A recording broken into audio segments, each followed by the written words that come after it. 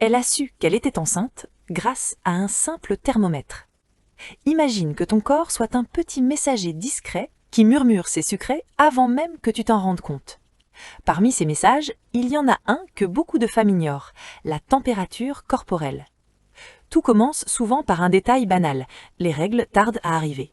Rien d'inquiétant, ça arrive, mais en parallèle, chaque matin, au réveil, la température reste un peu plus élevée que d'habitude. Pas une fièvre, non, juste quelques dixièmes de degrés en plus, environ 0,3 à 0,5 degrés Celsius. Et surtout, ça dure. Normalement, le corps féminin fonctionne comme une horloge bien réglée. Avant l'ovulation, la température est plutôt basse, puis, juste après, elle grimpe légèrement.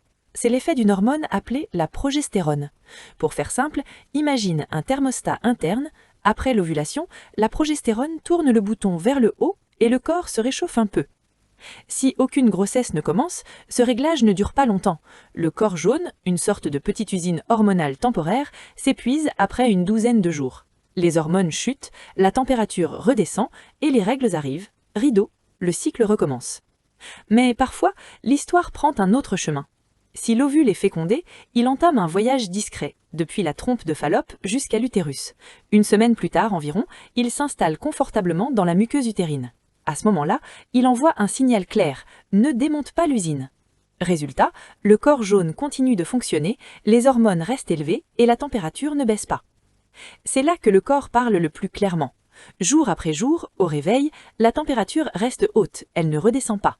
Si cette température plus élevée persiste au-delà de 16 jours après l'ovulation, donc plus longtemps que la durée de vie normale du corps jaune, c'est souvent le tout premier signe de grossesse. Parfois même avant les nausées, avant la fatigue, avant les changements d'appétit ou la sensibilité des seins. Pour être fiable, cette température doit être prise dans des conditions bien précises. Juste au réveil, après au moins 6 heures de sommeil, sans se lever, sans parler, sans même aller aux toilettes. Un peu comme si tu prenais une photo du corps encore endormi avant qu'il ne s'agite.